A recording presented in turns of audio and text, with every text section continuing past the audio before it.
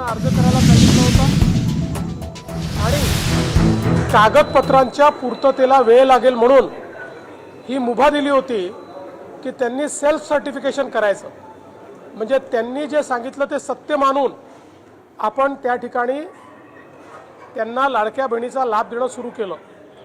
पण अर्थातच आपण ज्यावेळी कुठलाही सरकारी पैसा खर्च करतो त्यावेळी त्याचं CAGचं ऑडिट होतं आणि CAGच्या ऑडिटमध्ये निकषांप्रमाणे अर्ज आहेत की नाही याची माहिती द्यावी लागते आणि म्हणूनच योजना सुरू झाल्यानंतर आपण त्याचं KYC सुरू केलं आणि वेगवेगळे जे डेटाबेस होते त्याच्याशी कंपॅरिझन सुरू केलं, ज्याच्यामध्ये इन्कम टॅक्स विभागाकडनं आपण माहिती घेतली, सरकारचे जे काही कर्मचारी आहेत त्यांचं जिथनं पेमेंट होतं त्या पोर्टलमधनं आपण माहिती घेतली, जो काही आपला परिवहन विभाग आहे याच्यामध्ये मोटरची ओनरशिप कोणाकडे आहे 4 व्हीलरची याच्या डेटाबेसची माहिती घेतली, रेशन कार्ड याच्या डेटाबेसची माहिती घेतली आणि ही सगळी माहिती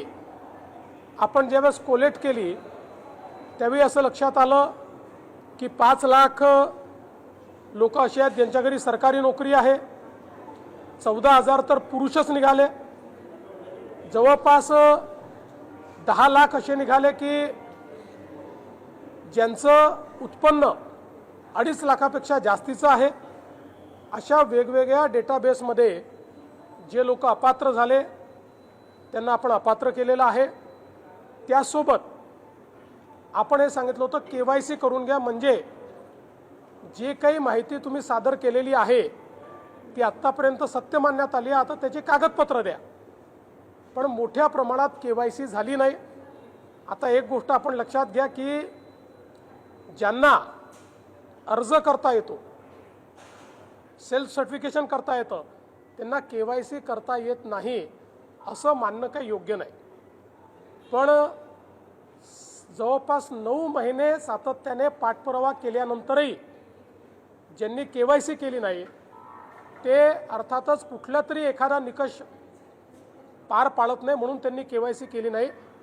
आणि म्हणून हे जे काही आत्ता या ठिकाणी जवळपास जे काही तुम्ही सांगितलं 60 लाख 80 लाख जो काही आकडा तुम्ही दिलेला असेल तर ते लोक या योजनेच्या पात्रतेचे निकष हे पूर्ण करताना दिसत नाही। जवळपास 1,70,00,000 महिला, थोडं आकडा कमी अधिक असेल 3-4 हजार पण 1,70,00,000 महिला ज्या आहेत या निकष पूर्ण पार करतात, त्यांची KYC झालेली आहे, त्यामुळे त्यांना लाडक्या बहिणीचे पैसे मिळतच राहतील। ज्यांनी KYC केली नाही त्यांना आता आम्ही पैसे देणार नाही, पण त्यांना दिलेले पैसे आम्ही वसुली करणार नाही। मात्र 14,000 ज्या पुरुषांनी पैसे घेतलेले आहेत त्यांच्याकडनं मात्र पैसे हे वसूल केले जातील।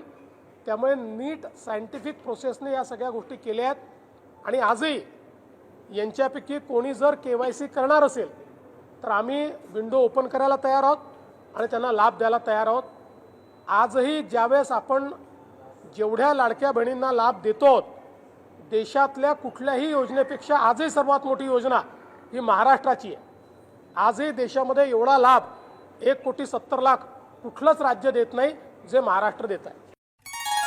तांबूस फुटता उधळलाली भूपाळी रामपारी, दिशादाही उजळल्या आल गोकुळ आपुल्या दारी, निर्भेळ आणि सकस चवीच गोकुळ लई भारी, चव आहे कोल्हापुरी गोकुळ लई भारी। गोकुळची दर्जेदार दुग्ध उत्पादने, गोकुळ अस्सल चव कोल्हापूरची। चव आहे कोल्हापुरी गोकुळ लई भारी। महाराष्ट्रातील ताज्या घडामोडी पाहण्यासाठी लाईव्ह 24 तास न्यूज चॅनलला सबस्क्राईब करा आणि बेल आयकॉनवर क्लिक करा।